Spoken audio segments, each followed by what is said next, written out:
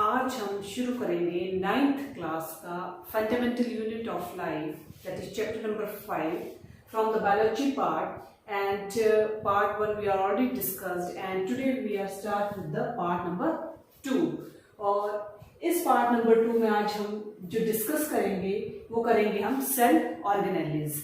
तो various types of cell organelles होती हैं जो कि सेल में प्रेजेंट होती हैं। तो there are 6 type of the cell organelles that are present in the cell. Number 1 endoplasmic reticulum, number 2 Golgi apparatus, number 3 lysosomes, number 4 mitochondria, number 5 plastids and number 6 vacuoles. तो part number 1 में हमने जो पढ़ा था various components of the cell कौन कौन से, जिसमें हमने पढ़ा था cell wall, cytoplasm and nucleus. तो आज हमें ये सेल ऑर्गेनेलीज जो है वो डिफरेंट टाइप्स के सेल ऑर्गेनेलीज पढ़ने हैं। तो जैसे ह्यूमन बॉडी की बॉडी में जो है वो डिफरेंट टाइप्स के जो ऑर्गन्स प्रेजेंट होते हैं, जैसे किडनी है, लीवर है, हार्ट है, ब्रेन है। तो ये सारे जो है डिफरेंट टाइप के ऑर्गन्स जो होते हैं वो ह्यूमन की बॉडी में प्रेजेंट होते हैं। That means all these organs they have to be perform specific function in the body. तो अगर इनमें से कोई भी ऑर्गन अगर बॉडी में प्रॉपर वर्क ना करे तो that means body is not well work. तो उसी तरह से वेरियस टाइप्स के सेल ऑर्गेनेलीज हैं जो कि सेल्स में प्रेजेंट होते हैं, और सेल में कोई भी ऑर्गेनेली के एब्सेंट होने से जो होता है वो सेल की वर्किंग जो होती है वो डिस्टर्ब होती है। Now let us start with the first cell organelle that is present in the cell, that is the endoplasmic reticulum. तो एंडोप्लाज्मिक रेटिकुलम क्या है? It is the network of membranes present in the cytoplasm. These are present in eukaryotic cells. तो endoplasmic reticulum क्या है? ये एक तरह से नेटवर्क होता है मेम्ब्रेन्स का, मतलब एक तरह से भी गुच्छा है किस चीज का? मेम्ब्रेन्स का, जो कि कहाँ प्रेजेंट है? साइटोप्लाज्म में। साइटोप्लाज्म जो है that is the liquid part present in the cell. तो that is transparent material. And ये जो एंडोप्लाज्मिक रेटिकुलम है these are present in the eukaryotic cells. तो एंडोप्लाज्मिक रेटिकुलम क्या हो गया है? इट इज द नेटवर्क है किस चीज का? मेम्ब्रेन्स का, जो कि कहां पर प्रेजेंट होता है? Present in the cytoplasm and specially these are present in the eukaryotic cells and they are absent in the prokaryotic cells. Next, endoplasmic reticulum are of 2 types. Endoplasmic reticulum जो है they are of 2 types, that is SER, that means smooth endoplasmic reticulum, and second one is the RER, that is rough endoplasmic reticulum. तो SER क्या है? smooth endoplasmic reticulum क्या है? It is made of tubules, किस चीज को मिलकर बना हुआ है? जो आपका SER है, smooth endoplasmic reticulum, that is it is made up of tubules and it helps in the manufacture of fat molecules. और ये SER जो होता है वो किस चीज में हेल्प करता है?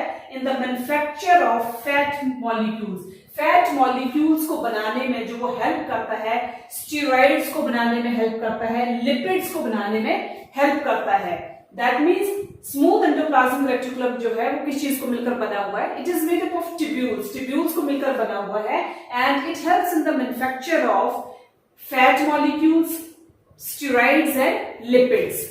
Ribosomes are absent. इसमें राइबोसोम्स जो होते हैं SER में, स्मूथ एंडोप्लाज्मिक रेटिकुलम में जो होते हैं वो राइबोसोम्स एब्सेंट होते हैं। राइबोसोम जो है एक तरह से प्रोटीन मैन्युफैक्चरिंग मटेरियल है, ये प्रोटीन्स को बनाने में हेल्प करते हैं। तो ribosomes are the protein manufacturing material and these ribosomes are absent in the smooth endoplasmic reticulum. Second type of the endoplasmic reticulum is the rough endoplasmic reticulum. And rough endoplasmic reticulum it is made up of vesicles. ये किस चीज को मिलकर बने हुए हैं? Vesicles को मिलकर बने हुए हैं जो रफ एंडोप्लाज्मिक रेटिकुलम है and help in the manufacturing of proteins. और ये किस चीज में हेल्प करते हैं? किस चीज को बनाने में हेल्प करते हैं? प्रोटीन्स की मैन्युफैक्चरिंग में हेल्प करते हैं and contains ribosomes on its surface. और इस किस्ता पर जो है वो क्या पाए जाते हैं? राइबोसोम्स पाए जाते हैं। That means there is the major difference between the SER and RER। SER जो है that is made up of the tubules and it helps in the manufacture of fat molecules, steroids and lipids, whereas ribosomes are absent in case of the smooth endoplasmic reticulum, whereas in rough endoplasmic reticulum it is made up of vesicles. ये vesicles को मिलकर बने हुए हैं and it helps in the manufacture of proteins. ये specially किस चीज के मैन्युफैक्चरिंग में हेल्प करते हैं? प्रोटीन्स की मैन्युफैक्चरिंग में हेल्प करते हैं एंड प्रोटीन्स की मैन्युफैक्चरिंग में हेल्प करते हैं due to the presence of ribosomes that are present on its surface. इस वजह से ये किस चीज में हेल्प करते हैं?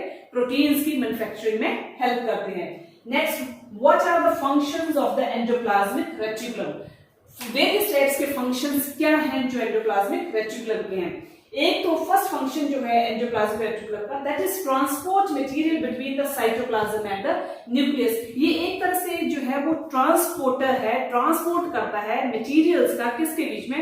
between the cytoplasm and the nucleus.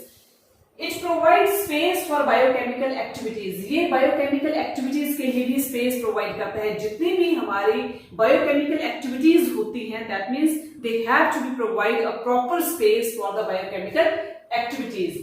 And it helps in the synthesis of endoplasmic reticulum जो है वो किस चीज की synthesis में help करता है? Fats के synthesis में, steroids में एंड कोलेस्ट्रॉल. तो इन चीज की सिंथेसिस में जो है वो एंडोप्लाज्मिक रेटिकुलम जो है वो हेल्प करता है. That are the fats, steroids and cholesterol. And the last function of the endoplasmic reticulum is it helps in detoxification of the poisonous product. ये किस चीज में हेल्प करता है?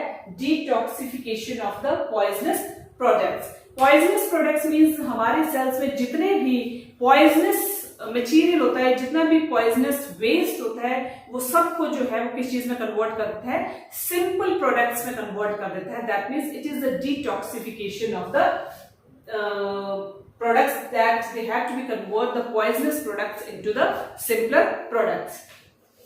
Next, some of the proteins and lipids help in building cell membrane. अब cell membrane already आप पढ़ चुके हैं कि that is the outermost layer of the cell as well as plasma membrane. These are the outermost layer of the cell and some of the proteins and lipids helps in the building cell membrane. तो जितने कुछ हमारे proteins या कुछ lipids जो है वो किस चीज में हेल्प करते हैं? सेल मेम्ब्रेन को बिल्ड करने में, सेल मेम्ब्रेन को बनाने में जो वो हेल्प करते हैं, that are the proteins and the lipids. And this process is known as membrane biogenesis. जब हमारे कुछ प्रोटीन्स और कुछ हमारे लिपिड्स जो होंगे वो सेल मेम्ब्रेन को बिल्ड करने में हेल्प करेंगे तो उस प्रोसेस को जो है वो हम क्या कहेंगे? Membrane biogenesis. This is membrane biogenesis.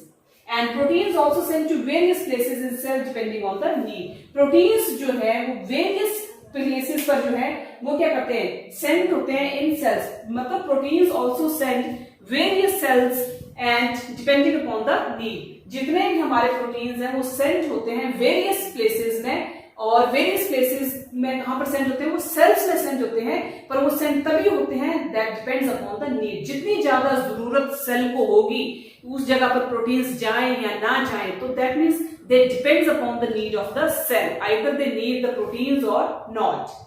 Second type of the cell organelle that is present in the cell is the Golgi apparatus. After the endoplasmic reticulum, the second type of the cell organelle is the Golgi apparatus. सबसे पहले हम ये देखेंगे कि ये cell organelles जो है वो डिफरेंट सेल्स में इनकी पोजीशन जो है वो कहाँ पर है. प्लांट सेल्स में कहाँ पाए जाते हैं और एनिमल सेल्स में कहाँ पाए जाते हैं. That means the position of the various types of the cell organelles in the cells, that is both in the plant cell as well as in the animal cell. तो इसको हम diagrammatically देखेंगे कि प्लांट सेल और animal cell में जो है different types के सेल ऑर्गेनेलिस की पोजीशन कहाँ पर है.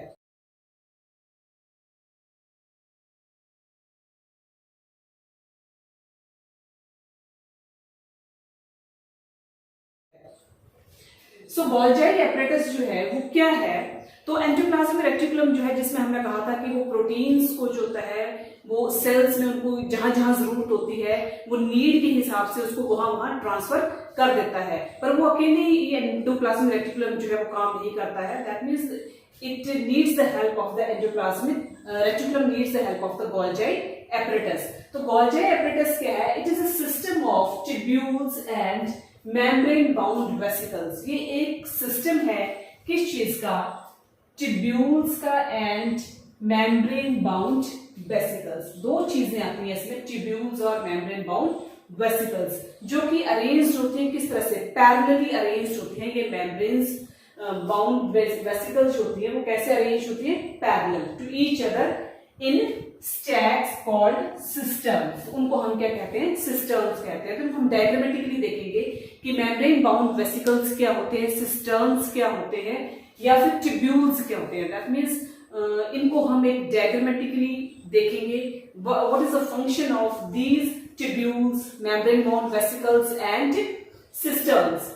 तो गोल्जी एपरेटस क्या हो गया, ये एक सिस्टम हो गया जिसमें क्या क्या चीजें हैं, ट्यूब्यूल्स हैं, मेम्ब्रेन बाउंड वेसिकल्स हैं, और वो क्या है, अरेंज्ड है किस तरह से, पैरेलली अरेंज्ड है, और किस में अरेंज्ड है, स्टैक्स में। That means it is known as the systems. Next functions क्या है गोल्जी एपरेटस के, एक तो यह है कि lipids and protein synthesized in endoplasmic reticulum. Endoplasmic reticulum में बोथ लिपिड्स एंड प्रोटीन्स जो होते हैं वो क्या होते हैं, सिंथेसाइज्ड होते हैं, वहां पर वो बनते हैं, are packed at Golgi complex. और वो पैक कहां पर होते हैं, वो पैकिंग होती है उनकी गोल्जी कॉम्प्लेक्स में। सपोज करो एंडोप्लाज्मिक रेटिकुलम ने क्या बनाया, लिपिड्स एंड प्रोटीन्स को उसने सिंथेसाइज कर दिया, बना दिया, और बनाने के बाद उनको जो है उसने उसको पैक कर दिया, और पैक कहां पर हुए जाकर, वो गोल्जी कॉम्प्लेक्स में। There is a transport of material inside and outside the cell. यहां पर जो है वो मटेरियल का, गोल्जी एपरेटस जो होते हैं ये क्या करते हैं, मटेरियल्स का ट्रांसपोर्ट करते हैं inside and outside the cell. अगर सेल के अंदर किसी मटेरियल की जरूरत है तो वो उसको अंदर ट्रांसफर करेगा, या फिर जिस मटेरियल की सेल को जरूरत नहीं है, that means that is the wastage material. अगर वो वेस्ट मटेरियल है, that means that material is to be transferred outside the cell. It helps in the formation of middle lamella। और गोल्जी एपरेटस जो organelle है वो किस चीज में हेल्प करती है, in the formation of the middle lamella. जब हमने सेल्स के बारे में पढ़ा था तो उसमें हमने देखा था कि दो सेल्स वॉल जो होती है वो आपस में एक दूसरे के साथ अटैच्ड होती है with the help of the Lamela. तो अगर हम डायग्रामेटिकली इसको देखते हैं, suppose this is the endoplasmic reticulum and this is the Golgi apparatus, and बाहर इनके जो है that is the membrane bound या सेल मेम्ब्रेन है इनके बाहर जो है। एंड इसमें हम देखेंगे कि इसमें ये जो सर्कल से जो बड़ा सा है दैट इज द न्यूक्लियस, और न्यूक्लियस के जो साथ में जो एक लेयर है that is the cell membrane. क्या है ये, सेल मेम्ब्रेन। और सेल मेम्ब्रेन के साथ बाहर जो अरेंज्ड है that is the endoplasmic reticulum. ये क्या है, एंडोप्लाज्मिक रेटिकुलम है, और जो नीचे हैं दीज आर द राइबोसोम्स। और राइबोसोम्स जो होते हैं वो क्या करते हैं, हेल्प करते हैं इन the formation of protein synthesis. And दूसरी तरफ अगर हम गोल्जी एपरेटस में देखते हैं तो दीज आर द वेसिकल्स, और ये कुछ इस तरह का स्ट्रक्चर जो है वो इस तरह से अरेंज है कि जिसको हम क्या कहते हैं, सिस्टर्न्स कहते हैं। और नीचे जो अरेंज है ये डॉट लाइक स्ट्रक्चर जो है, these dot like structures are known as the tubules. तो अगर हम इसको ये चीज देखते हैं कि जो हमारे जो एंडोप्लाज्मिक रेटिकुलम है वहां पर जो हमारे राइबोसोम्स प्रेजेंट होते हैं, वेयर एज, और वही राइबोसोम्स होते हैं that helps in the formation of the proteins. और ये राइबोसोम्स होते हैं वो उन प्रोटीन्स को क्या करते हैं, वो गोल्जी एंडोप्लाज्मिक रेटिकुलम से वो क्या करेंगे, उसको ट्रांसफर करेंगे। ट्रांसफर कहां करेंगे, गोल्जी एपरेटस में। और जैसे ही वो वहां पर ट्रांसफर हो जाएंगे, suppose this is the protein and this is transfer to the Golgi apparatus, and वहां पर ट्रांसफर होने के बाद वो एक पैकिंग टाइप में जो होंगे वो पैक्ड हो जाएंगे। और पैक होने के बाद क्या होता है, सपोज करो this is the organelle, cell organelle, ठीक है। और जहां पर ये कहता है कि जहां पर उनको प्रोटीन्स की जरूरत होगी तो वो क्या करेगा, उन प्रोटीन्स को जो होगा वो उस ऑर्गेनेली के अंदर जो होगा वो शिफ्ट कर देगा, और जहां जरूरत नहीं होगी वो वहां उसको बाहर ट्रांसफर कर देगा। That means transport of material inside and outside the cell. जिस सेल को जरूरत है किसी मटेरियल की या किसी प्रोटीन्स की जरूरत है तो वो उसको हेल्प करेगा कि वो उसके अंदर उसको ट्रांसफर कर दे, और जो मटेरियल की उस सेल को जरूरत नहीं है that means that is a wastage, तो वो क्या करेगा, उसको आउटसाइड जो होगा वो क्या करेगा, ट्रांसफर कर देगा। So this is all about the Golgi apparatus. And after the completion of the Golgi apparatus, the third type of the cell organelle is the lysosomes. तो हमारे जो थर्ड टाइप की सेल ऑर्गेनेली है that is the lysosomes, और lysosomes को हम suicide bags भी बोलते हैं। Lysosomes are also known as the suicide bags. These are tiny like granules. ये छोटे छोटे ग्रैन्यूल्स होते हैं, टिनी लाइक छोटे छोटे ग्रैन्यूल्स हैं ये, ठीक है, एंड कंटेनिंग डाइजेस्टिव एंजाइम्स। और इन ग्रेन्यूल्स में क्या चीज होती है, डाइजेस्टिव एंजाइम्स होते हैं, जो कि किस चीज में हेल्प करते हैं, पाचन में हेल्प करते हैं।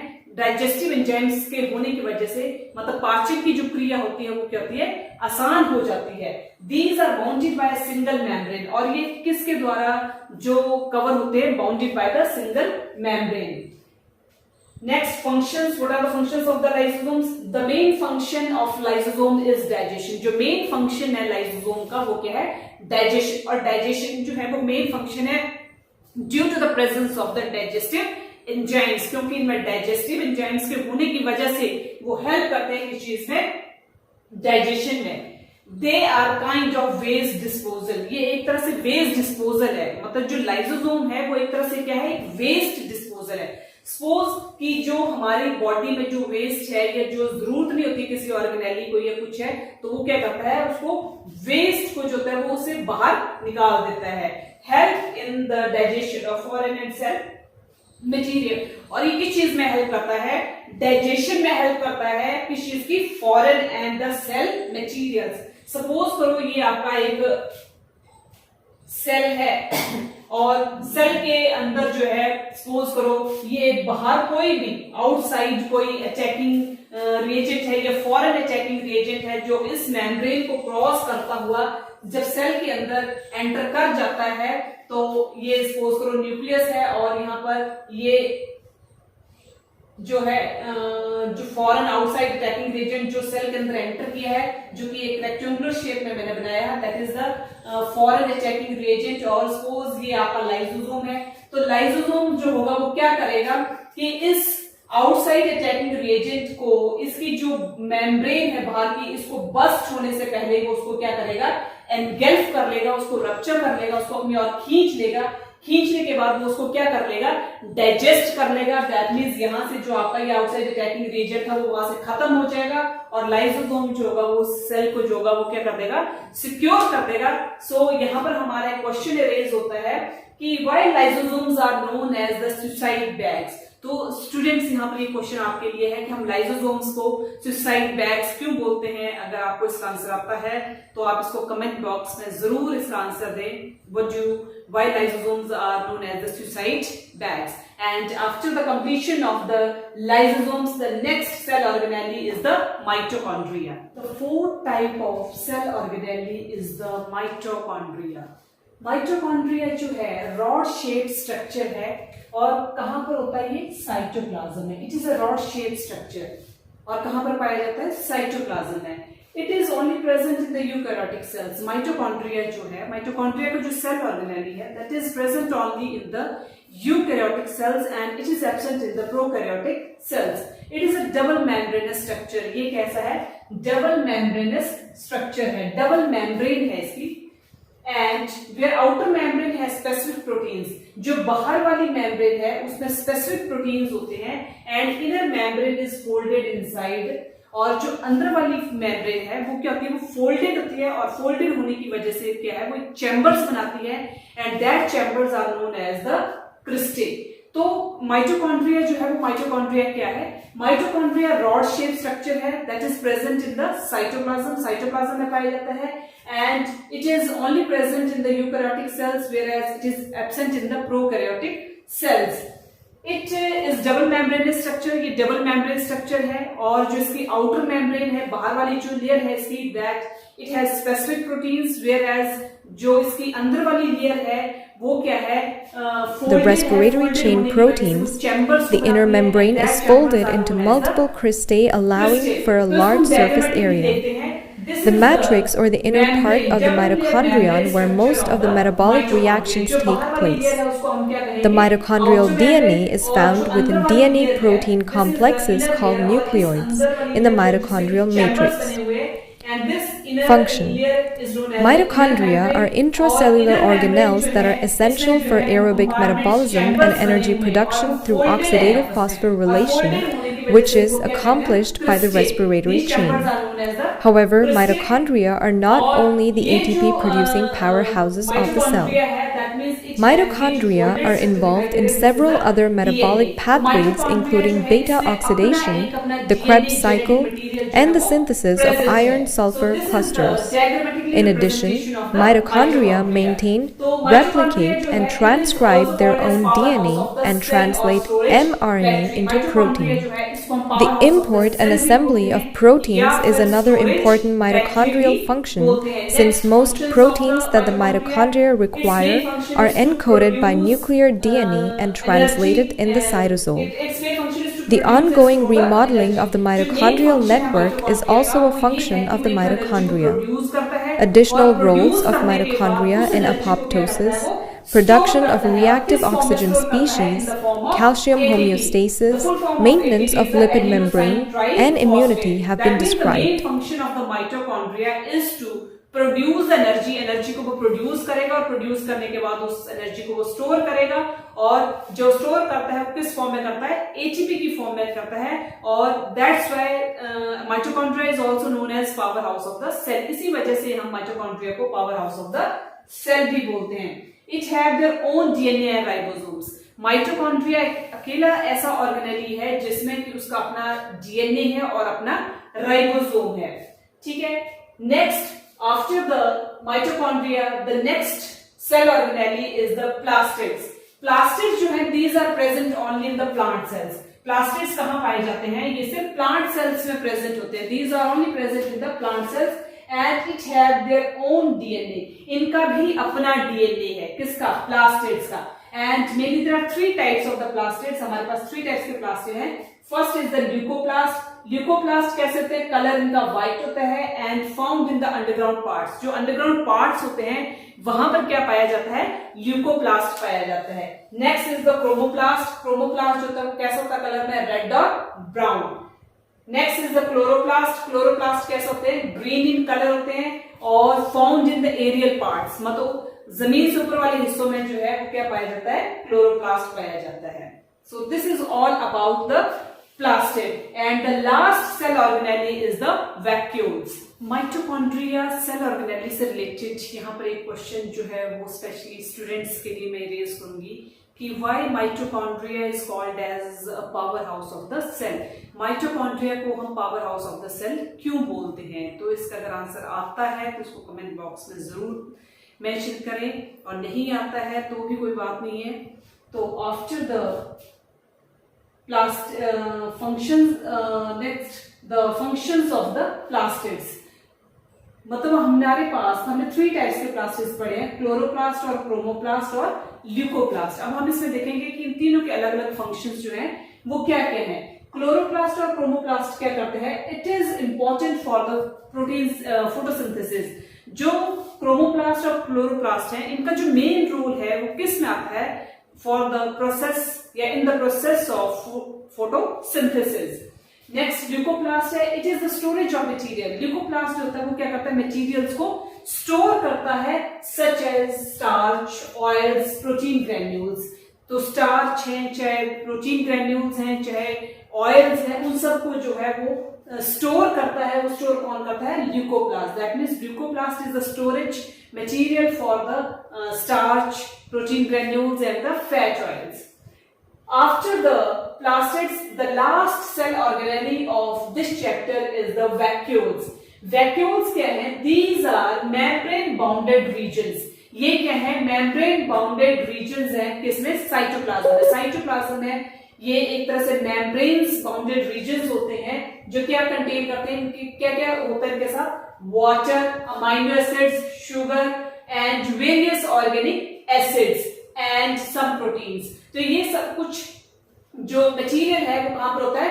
वैक्यूल्स में होता है। जो वैक्यूल्स क्या करते हैं? उसको कंटेन करते हैं such as water, amino acids, sugar, various organic acids and the proteins. Vacuoles are small sized in animal cells. Vacuoles का जो साइज है वो एनिमल सेल्स में क्या होता है? काफी छोटा होता है, स्मॉल साइज्ड होता है। वाइल्ड प्लांट सेल्स में इनका साइज होता है वो काफी बड़ा होता है। That means there is a differentiation of the vacuoles in the plant cells and the animal cell.